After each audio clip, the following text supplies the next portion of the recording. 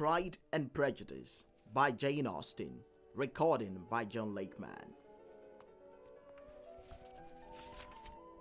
Chapter 1. It is a truth universally acknowledged that a single man in possession of a good fortune must be in want of a wife. However, little known the feelings or views of such a man may be on his first entering a neighborhood. This truth is so fixed in the minds of the surrounding families that is considered as a rightful property of someone or others of their daughters. "My dear Mr. Bennet," said his lady to him one day, "have you heard that Netherfield Park is let at last?" Mr. Bennet replied that he had not. "But it is," returned she, "for Mrs. Long has just been here and she told me all about it." Mr. Bennet made no answer. "Do not you want to know who has taken it?" cried his wife impatiently. "You want to tell me? I have no objection to hearing it." This was invitation enough.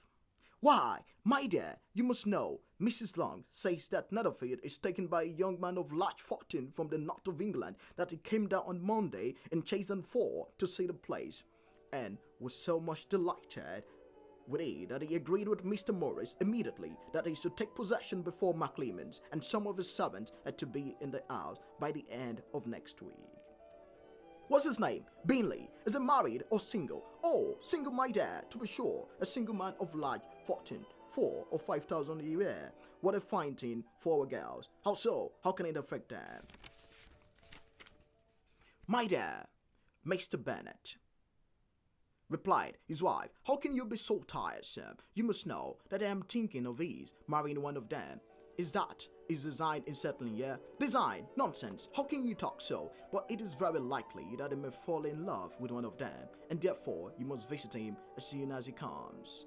"I see no occasion for that. You and the girls may go, or you may send them by themselves, which perhaps will be still better, for you is as handsome as any of them. Mr. Bingley might like you the best of the party. My dear, you flatter me. I certainly have had my share of beauty, but I do not pretend to be anything extraordinary now. When a woman has 5 grown-up daughters, she ought to give over thinking of her own beauty.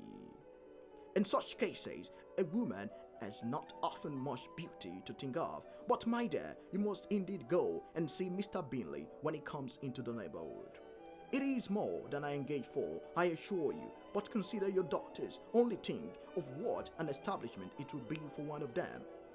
Sir Williams and Lady Lucas are determined to go, merely on that account, for in general you must know that they visit no newcomers. Indeed, you must go, for it will be impossible for us to visit him if you do not. You are over-scrupulous, surely, I dare say. Mr. Bingley will be very glad to see you, and I will send a few lines by you to assure him of my hearty consent to his marrying whichever he chooses of the girls, though I must throw in a good word for my little Lizzie. I desire you will do no such thing. Lizzie is not a bit better than others, and I'm sure she's not as half so handsome as Jane, nor half so good-humored as Lydia, but you're always giving her the preference. They have none of them much to recommend them," replied he. "They are all silly and ignorant, like other girls. But Lizzie has something more of quickness than her sisters. Mr. Bennet, how can you abuse your own children in such a way? You take delight in vexing me. You have no compassion for my poor nerves." "You mistake me, my dear. I have high respect for your nerves. They are my old friends. I have heard you mention them with consideration these 20 years at least. Ah, you do not know what I suffer.